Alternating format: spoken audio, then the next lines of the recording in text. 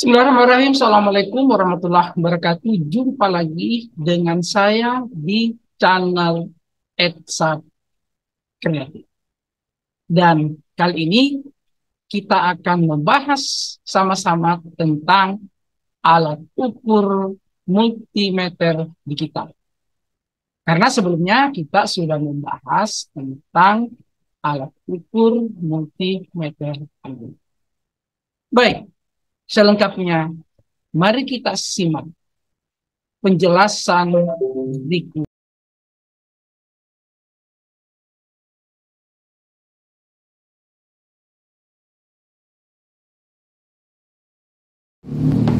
Baik, setelah minggu lalu atau beberapa hari yang lalu kita telah membahas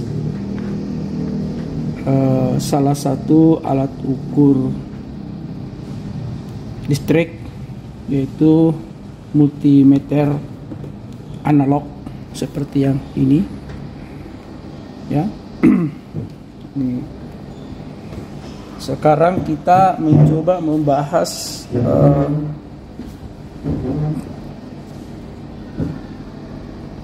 yaitu multimeter analog ya, seperti ini. Nah, saya kira tidak terlalu banyak perbedaan antara multimeter analog dengan multimeter digital ini, karena secara fungsi yang membedakan hanyalah pada display atau tampilan, dimana kalau alat ukur digital ini itu ditampilkan langsung nilai atau besaran-besaran dalam angka, sehingga hasil ukur itu bisa terbaca langsung tanpa kita harus menggunakan formulasi atau rumus-rumus dalam skala ya. Karena batas ukur yang ada di sini itu sudah menjadi satu sistem yang langsung diproses dalam alat ukur ini, sehingga memunculkan angka-angka berdasarkan dari batas ukur yang ada di selektor ini. Baik, nah yang perlu diperhatikan untuk keselamatan sebuah perangkat, khususnya alat ukur, bahwa yang paling pertama diperhatikan adalah posisi selektor di saat berakhir atau di saat kita selesai menggunakan alat ukur ini, yaitu diusahakan selalu pada posisi off ya. Ini posisi off, sehingga alat ukur ini tidak teraliri ya oleh arus yang ada dalam baterai atau tegangan yang ada dalam baterai, yang di dalamnya ini ada baterai ya. Ini ada sumber tegangan DC ya, menggunakan baterai 9 volt ya, sehingga ini betul-betul alat ukur dalam posisi off, artinya tidak bisa difungsikan ya. Contoh misalnya ya, ketika jack, misalnya jack ini ya,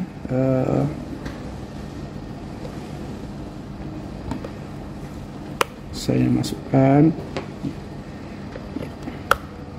ketika saya short ya, saya short ya, tetap tidak ada penunjukan atau tidak ada angka atau besaran-besaran yang ditampilkan di display alat ukur ini. Itu artinya tidak ada baik itu tegangan maupun arus yang mengalir pada sebuah sistem ya. Saya cabut dulu. Ya.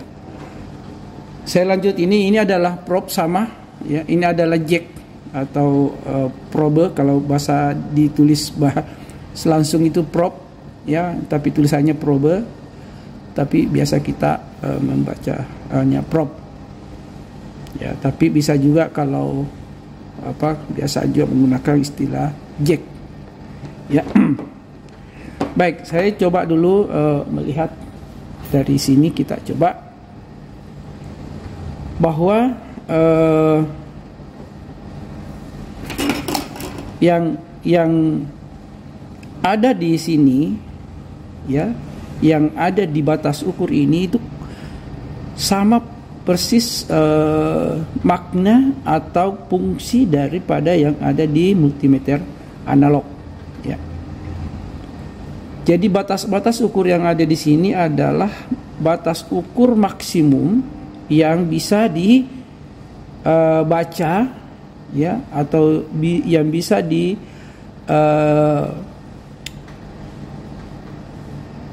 batas ukur yang bisa digunakan untuk mengukur besaran-besaran yang diketahui sebelumnya ya. Kalaupun tidak diketahui sebelumnya, kita berusaha untuk memposisikan selektor pada batas ukur yang paling besar atau yang paling tinggi. Nah, ini ada ya, ini ada tulisan off ya, ini tadi sudah kita bahas. Kemudian di sini ada HFE, ini dikhususkan untuk mengukur transistor, ini berpasangan dengan yang ini ya, yang ini ya. Jadi ini untuk menentukan apakah dia jenis PNP atau NPN, begitu pun juga menentukan kaki-kaki dari sebuah transistor ya, ya, mana emitornya, mana basisnya, mana kolektornya ya. Jadi bisa kita tentukan. Walaupun sebenarnya kita juga bisa melakukan pengukuran dengan posisi ohmmeter untuk menentukan ini ya, tapi alat ukur ini sudah menyiapkan. Baik, kemudian setelah itu di sini ya, di warna putih ini ya, ini ada batas ukur untuk pol ya, ada batas ukur untuk voltmeter, di mana voltmeter ini kalau kita lihat petunjuk yang ada di sini, yaitu mana ada garis lurus, itu artinya ini adalah batas ukur untuk pengukuran voltmeter DC atau tegangan searah ya. Kemudian batas ukurnya pun mulai dari besaran 200 mV, 2 volt, 20 volt, 200 volt, dan 1000 volt. Ini batas ukurnya. Jadi paling besar yang bisa diukur adalah 1000 volt DC. Nah, selanjutnya yang ada ini warna orange ya, berikutnya ini ada simbol V, kemudian ada simbol sini semacam gelombang bolak-balik. Ini menunjukkan bahwa ini adalah tegangan bolak-balik ya, ini V bolak-balik. Jadi tegangan tegangan bolak-balik ya. Jadi ini digunakan untuk melihat tegangan bolak-balik atau tegangan AC ya. Selanjutnya di batas ukur di setelah itu ya, coba kita perhatikan ya, kita perhatikan ini ada batas ukur ini dulu kita simbolnya lihat dulu. Ini ada huruf A, kemudian ada garis datar ya. Ada huruf A, kemudian ada garis datar. A ini adalah simbol dari besaran arus ya, simbol dari besaran arus yaitu ampere meter. Nah, karena ini adalah ada garis lurus juga menandakan searah, artinya ini adalah untuk pengukuran arus searah Nanti besarannya ini adalah ampere. Nah, batas ukurnya adalah mulai dari 20 mikroampere, kemudian 2 miliampere, kemudian 20 mikroampere dan 200 miliampere dan ada 10 ampere.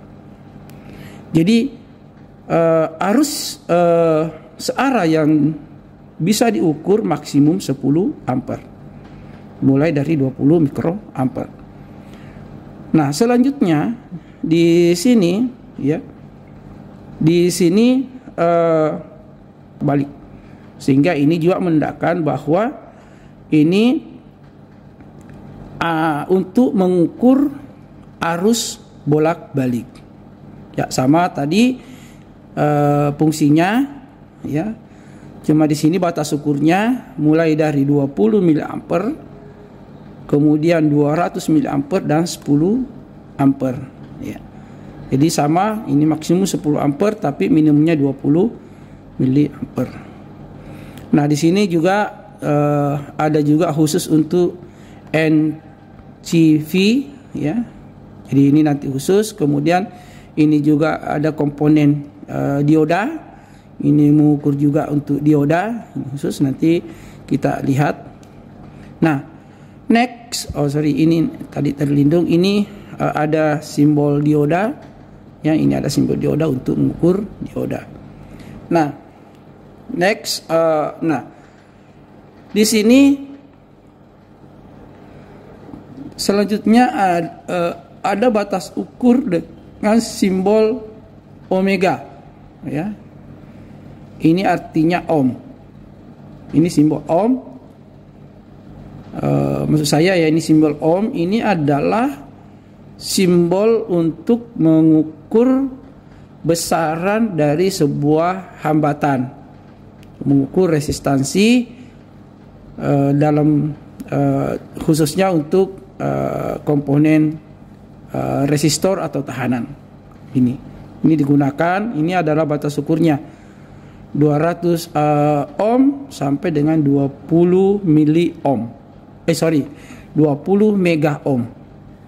Ya, jadi paling kecil 200 ohm sampai dengan 20 mega ohm. Ini batas ukur. Nah, selain sebenarnya untuk mengukur besaran-besaran dari hambatan yang ada, juga biasa digunakan untuk mengetahui baik atau rusaknya sebuah komponen. Ya, ini. Ya, jadi tidak mengukur tidak menunjukkan besaran, tetapi menunjukkan baik atau tidaknya sebuah komponen. Apakah terjadi hubungan atau tidak, ini bisa kita gunakan. Begitupun juga tadi untuk menentukan emitor, basis, kolektor, biasanya kita juga bisa menggunakan batas ukur ini. Tetapi pada umumnya untuk digital ini memang jarang kita menggunakan untuk mengukur baik buruknya sebuah komponen atau berfungsi tidak berfungsinya sebuah komponen. Kita kebanyakan menggunakan multimeter analog ya. Karena biasa yang membedakan adalah berapa penunjukan dari jarum ketika kita mau menentukan baik atau tidaknya sebuah komponen. Ya, saya kira itu yang untuk fungsi-fungsi ini. Kemudian di sini juga kita disiapkan ini ada simbol low speaker. Artinya berarti kalau ada simbol speaker begini berarti alat ini juga bisa memberikan indikator atau dalam bentuk bunyi ya, dalam bentuk bunyi. Baik. Nah, coba kita lihat dari di awal yang perlu kita perhatikan adalah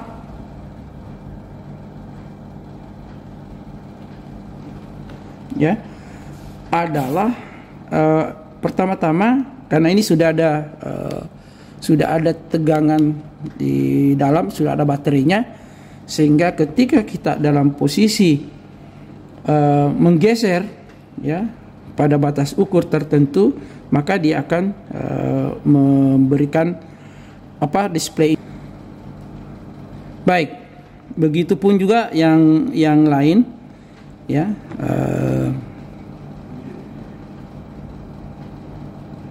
Responnya sama.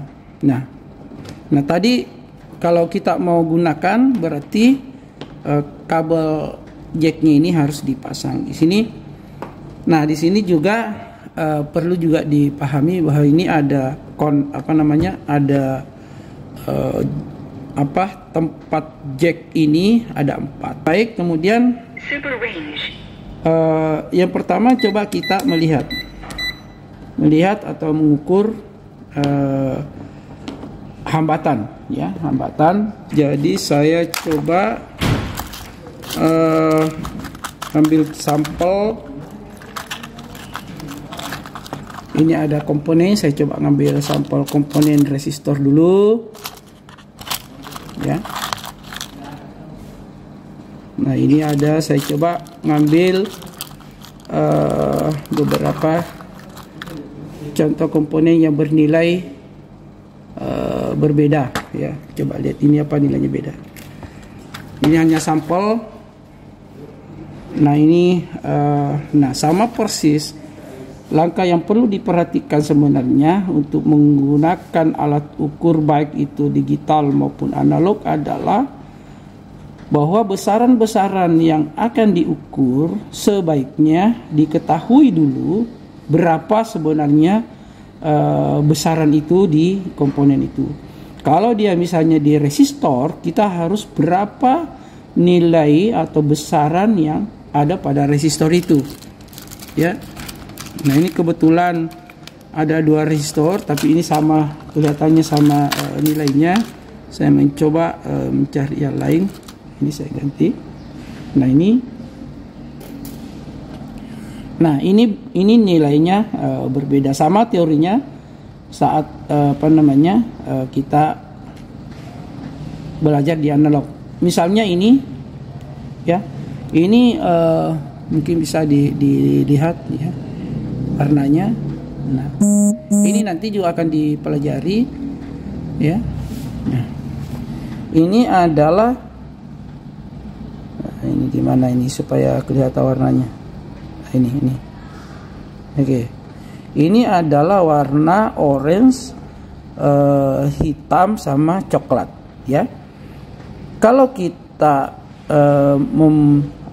melihat dari nilai komponen ini ketika kita membaca melalui tabel angka dari komponen ini, tabel warna dari komponen ini, maka kita bisa pastikan bahwa angka pertama itu adalah orange itu adalah 3, kemudian hitam itu 0 ya, tetap angka 0, dan angka ketiga itu coklat juga angka 1 tapi banyaknya 0 ya. Maka kita bisa mengurut ini bahwa ini angka pertama adalah 3, angka kedua adalah 0, berarti 3 0, kemudian angka ketiga banyaknya 0. Karena coklat itu adalah 1, maka yang dimaksud banyaknya 0 berarti angka 0 itu 1. Berarti bisa dipastikan ini adalah 300 atau 300 ohm. Ya, kita buktikan dulu 300 ohm ya. Nah, kalau 300 ohm berarti kalau dia posisi 200 ohm, berarti dia tidak akan memberi respon karena nilai ini berada di atas batas ukur. Ini tidak boleh kita boleh menggunakan ini. Ya, kita harus menggunakan batas ukur di atas nilai komponen ini. Ya, coba kita buktikan. Ya. Coba kita buktikan, berarti saya harus geser ke nilai 2 kilo ya. 2 kilo itu bisa bisa memberi respon. Ya. Oke, saya ukur ya. Ya, sama persis, jadi usahakan kalau kita mengukur jangan sampai body tubuh kita ini mengenai dari kaki komponen ini, supaya kita tadi sudah dibuktikan bahwa kita juga adalah penghantar. Nah, mari coba kita lihat ukur. Nah, jadi nilai ukur besarannya tadi sudah disebutkan. Super range 0.295,000 ohm. Sorry. Tadi di respon terakhir nilainya adalah kita kita kalau digitalin kita harus menunggu. Kita harus menunggu nilai yang terakhir. Nah, Super range ini harus pas 0.296,000 ohm. 295 atau tadi ada juga 296. Ya, jadi 296 ya atau 295. Oke lah. Jadi hasil pengukuran, jadi besaran dari pengukuran melalui digital ini itu 296, antara 295 296. Yang mana lebih ketika sebenarnya kita mengukurnya ini tidak goyang-goyang ini jacknya, maka biasanya nilai yang terakhir itu akan lebih lama tampil. Ya, nah, oke, kita lihat bahwa itu 296.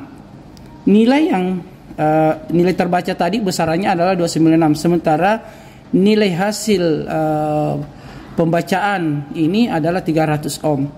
Sehingga kalau kita melihat dari sisi apakah benar atau tidak, karena ada yang membatasi di sini adalah ini ada nilai toleransi, ya. Ini ada toleransinya, ini warna perak, ya. Ini warna ada ini warna perak yang gelang keempat, ya. Itu artinya toleransinya 10%. Artinya sebenarnya kalau dia menunjukkan 296 itu masih dalam batas toleransi. Nanti lihat teorinya, ada penjelasan teori di pembelajaran yang lain yang saya sudah buat.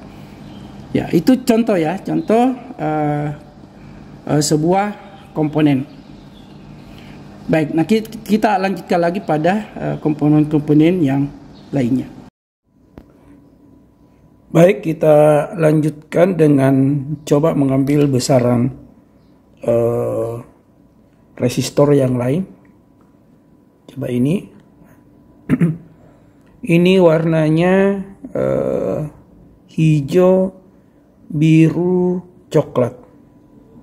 Ya, hijau ini udah bisa terbaca, hijau, biru, coklat, dan toleransinya adalah emas. Ya, artinya secara teori pembacaan melalui tabel pembacaan resistor, nah gelang hijau itu angka 5, ya. Kemudian gelang biru itu angka 6, dan coklat sendiri itu 1, ya. Sehingga kalau kita menghitung secara gelang, maka nilai resistor ini adalah 560, karena gelang ketiga adalah banyaknya 0 dari angka gelang itu, sehingga ini nilainya 560 ohm. Mari kita buktikan dengan pengukuran digital, multimeter digital ini. Baik. Ya, coba kita ukur dengan metode yang sama. Ya, baik. Ini 0.557 ohm. Ya, 557. 0.557 ohm. Ya, 557. Ya, 557 ohm. Ya, 557 ohm. sedangkan hasil pembacaan tadi 560, sehingga ada selisih 0,03. Tetapi karena ini toleransinya ada, maka dianggap bahwa resistor ini masih berfungsi. Nah, perlu juga saya ulangi bahwa batas ukur ini sangat menentukan, ya, sangat menentukan dari penunjukan hasil, ya, besaran yang tampil di layar monitor dari alat ukur ini. Ya, tadi ini batas ukur 2 kilo sehingga masih memenuhi syarat untuk digunakan mengukur dengan besaran 560. Andaikan kita menggunakan batas ukur 200 ohm, maka alat ukur ini tidak akan memberi respon karena batas ukurnya di bawah atau kurang dari besaran yang akan diukur. Bisa juga kita buktikan, tetapi ini dibuktikan kalau kita dalam posisi pengukuran hambatan. Tapi kalau pengukuran arus atau tegangan ini jangan dijadikan, jangan dicoba-coba, ya, jangan dilakukan seperti itu karena akan merusak alat ukur. Tapi kalau ini mengukur sebuah resistansi atau tahanan, boleh kita mencoba membuktikan apakah dengan batas ukur di bawah dari nilai resistor itu yang diukur alat ukur akan berespon. Kita coba. Oke. Kita coba tadi ini nilainya 560 secara terbaca. Hasil ukur tadi dengan batas ukur 2 kilo itu terbaca 557, ya. Oke. Nah, sekarang kita lihat. Oke, kita lihat responnya. Ini tidak ada respon sama sekali di alat ukur karena memang batas ukur yang diberikan dibawa dari besaran komponen ini atau resistor ini. Beda kalau misalnya kita rubah menjadi batas 2 kilo, ya. Batas 2 kilo, ini akan merespon. Sepertinya responnya. Ya. Ya, saya kira itu untuk pengukuran resistor atau pengukuran mencari atau mengukur hambatan pada sebuah resistor. Kita sudah melakukan 2 contoh pengukuran. Baik, selanjutnya kita mengukur dengan komponen lain atau besaran-besaran lain yang tersedia, ya, yang tersedia di box saya ini. Salah satunya adalah baterai. Nah, ini baterai ada beberapa macam bentuk, ya. Ada beberapa macam bentuk.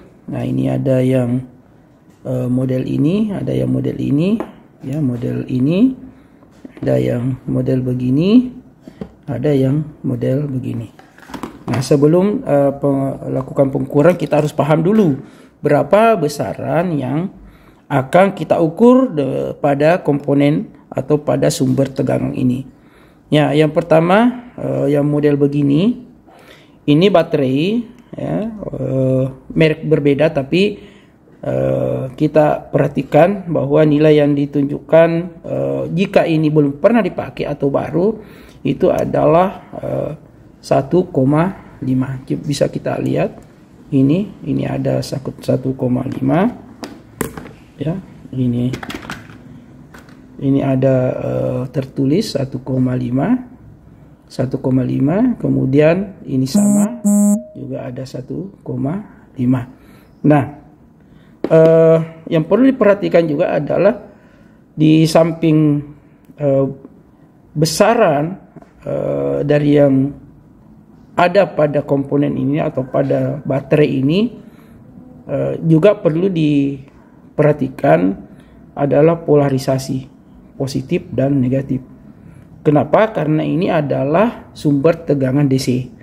Ini adalah sumber tegangan DC. Ya, sehingga ciri DC adalah memiliki polarisasi positif dan negatif.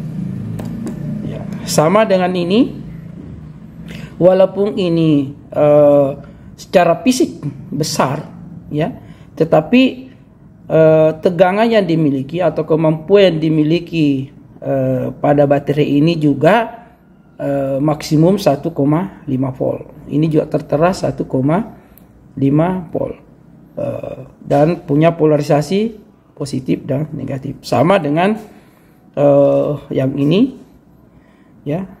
Cuma ini jenisnya berbeda, ya. Ini yang satunya adalah R14 UT, kemudian ini yang satunya UM3U, ya. Jadi penggunaan pada sumber ini tentu pada alat-alat yang berbeda, ya. Tetapi pada dasarnya kemampuan untuk memberikan sumber tegangan ini kalau dia baru adalah 1,5 volt, ya. Coba kita mau buktikan. Oh ya, sebelumnya ini ada satu. Nah, ini kalau ini adalah sumber baterai juga, tegangan DC, sumber tegangan DC, tetapi besaran yang dimiliki oleh baterai ini adalah 9 volt. Ini adalah 9 volt. Ya. 9 volt. Kemudian juga cirinya adalah polarisasi, ada polarisasi positif dan ada polarisasi negatif. Ada polarisasi negatif. Dan tempat jacknya itu bersebelahan, ya, ya, berdampingan. Kalau yang jenis yang tadi ini satu di atas, satu di bawah. Jadi negatifnya di bawah, positifnya yang ini. Baik, kita coba lakukan pembuktian dalam pengukuran. Nah, tadi batas ukur, ya, yang digunakan tentu batas ukur yang paling tidak sama atau menghampiri besaran yang ada pada komponen yang akan kita ukur. Nah, besarannya tadi diketahui 1,5, maka batas ukur karena yang mau diukur adalah DC pole, maka yang perlu diperhatikan adalah, nah, selektor ini kita harus arahkan ke tegangan DC, ya. Di sini ini batas ukur untuk tegangan DC. Nah, ini ada berapa, ya, batas ukur 200 mili, 2 volt, 20, 200 dan seterusnya. Nah, yang akan diukur ini adalah nilainya 1,5, maka batas ukurnya itu di 2 volt karena ini mendekati, ya. Nah, kita mau lihat apakah baterai ini sudah pernah digunakan atau apakah tegangan yang dimiliki ini sudah berkurang, artinya sudah pernah dipakai atau masih baru. Nah, kita buktikan, ya, kita buktikan. Nah, ini, ya, coba secara fisik masih bagus. Coba kita, nah, polarisasi positif untuk jack merah dan polarisasi negatif untuk jack hitam. Kita lihat, ya, kita lakukan pengukuran. Kita coba perhatikan layar. Ini, coba perhatikan layar. Nah, DC 1.604 volt. Nah, di sini menunjukkan 1,6 volt. Ya, pertanyaannya kenapa tidak sesuai atau berada di atas kemampuan yang dimiliki oleh baterai ini. Nah, ini boleh jadi alat ukurnya sendiri juga presisi, boleh jadi juga karena setting alat ukur ini, ataukah bahkan baterai ini juga. Tapi pada dasarnya mendekati nilai normalnya, ya. Itu artinya sebenarnya masih baterai ini masih belum pernah atau masih baru, belum pernah digunakan. Nah, kemudian coba kita yang lain, coba kita yang ini buktikan apakah ini juga memberi respon yang sama dengan yang pertama, ataukah ini membuktikan bahwa ini sudah dipakai. Dari ciri-cirinya sebenarnya kelihatan kan ini sudah ada karatan, berarti sudah pernah dipakai. Tapi ya kita buktikan, karena namanya pengukuran kan harus membuktikan. Ya, ini tetap BC 0.699 volt. Ternyata yang ditunjukkan adalah 0,69. Artinya sebenarnya kalau dirata-ratakan ini 0,7, ya, ini 0,7 artinya sudah separuh ini sudah digunakan, ya, karena nilainya sudah berkurang setengah, ya, dari 1,5 menjadi 0,7. Nah, ini pembuktian bahwa pengukuran itu perlu, ya, perlu dilakukan untuk membuktikan. Nah, ini juga sama, ini tadi walaupun secara fisik bentuknya besar, tetapi nilainya tetap 1,5. Kita buktikan. Oh, ya betul, ya. Ya, ini.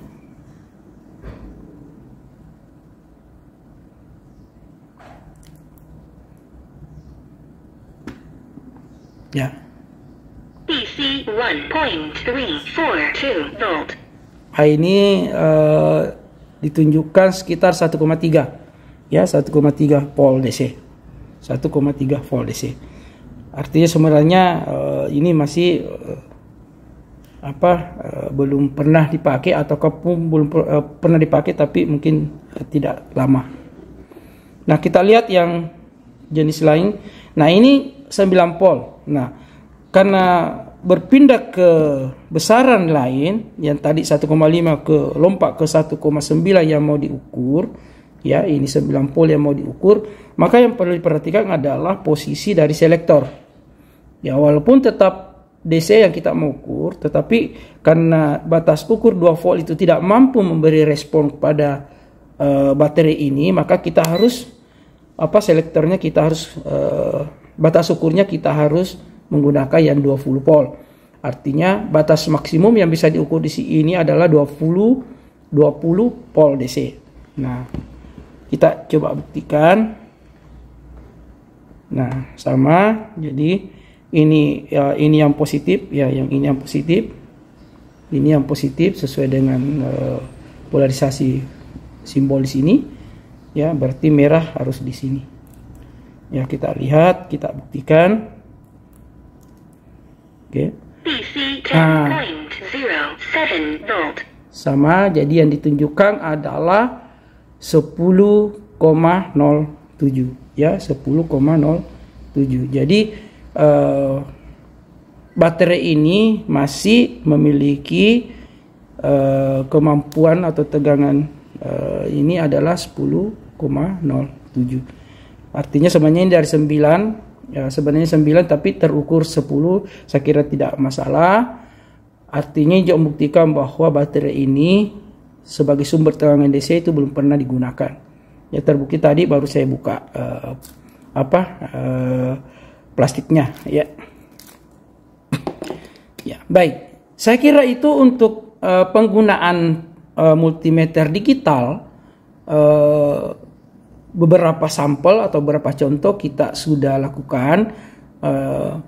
Akhirnya sebenarnya apapun yang mau diukur, ketika itu memiliki besaran-besaran tertentu, maka yang perlu diperhatikan adalah batas ukur. Kalau untuk digital, yang perlu diperhatikan adalah batas ukur. Batas ukur dan apa yang mau diukur, ya, sumber-sumber apa yang mau diukur. Ya, kalau misalnya tadi tegangan DC, ya, kita memposisikan selektor pada pengukuran tegangan DC. Baik, dan yang perlu diperhatikan sebelum alat ukur ini kita mau simpan atau kita tidak menggunakan lagi, sebaiknya kita pada posisi off, ya, dan ini tidak akan memberi respon lagi.